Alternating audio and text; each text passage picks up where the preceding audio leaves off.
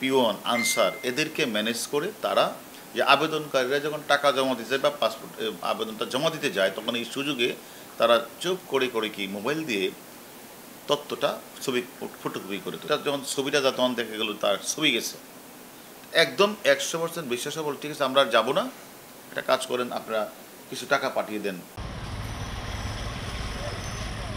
আবেদন ফর্ম পূরণ ও ফি পরিশোধ করে ছবি তোলা ও আঙ্গুলের ছাপ দেওয়ার পর পাসপোর্ট ডেলিভারির একটি তারিখ নির্ধারণ করে দেয় পাসপোর্ট অফিস। এই সময়ের মধ্যে যাচাই বাছাই করা হয় আবেদনকারীর তথ্য উপাত্ত। পুলিশের স্পেশাল ব্রাঞ্চে দেয়া হয় এই দায়িত্ব।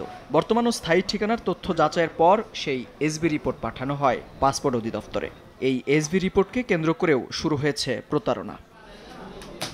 একটি অসাধু চক্র পাসপোর্ট অফিসের পিয়ন ও আনসার সদস্যদের সহায়তায় আবেদনকারীর তালিকা সংগ্রহ করে ঢাকার বিভিন্ন স্থানে অভিযান চালিয়ে ৯ জনকে গ্রেপ্তারের পর এমনই সব চাঞ্চল্যকর তথ্য মেলে।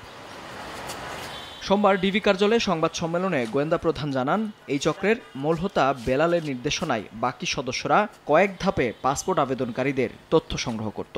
সত্যতা নিশ্চিত করতে ইন্টারনেট থেকে পুলিশের ছবি ডাউনলোড করে বিভিন্ন অ্যাপসের মাধ্যমে তা নম্বরের সঙ্গে যুক্ত করা হতো। এরপর ভেরিফিকেশন নামে পুলিশ পরিচয়ে ফোন দিয়ে দাবি করত মোটা অঙ্কের টাকা। ওয়াসিম এনে দারোগার ছবিটা এটার মধ্যে ক্লোন করে নেয়।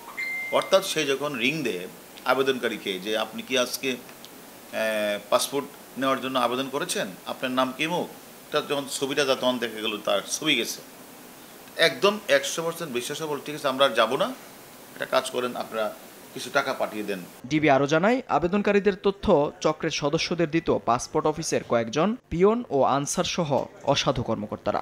পিওন, আনসার এদেরকে ম্যানেজ করে তারা যে আবেদনকারীরা যখন টাকা জমা দিতে যায় বা পাসপোর্ট আবেদনটা জমা দিতে যায়, তখন এই সুযোগে তারা চুপ করে কি মোবাইল দিয়ে তথ্যটা ছবি ফটোকপি করে তোলে। চক্রের সঙ্গে কাজ করা পাসপোর্ট অফিসের কর্মকর্তাদের তালিকা পাসপোর্ট অফিসে পাঠানো হয়েছে বলে জানান ডিবি প্রধান। ডিজি পাসপোর্ট স্যারকে আমি এটা জানিয়েছি। মেহেদী হাসান, সময় সংবাদ, ঢাকা।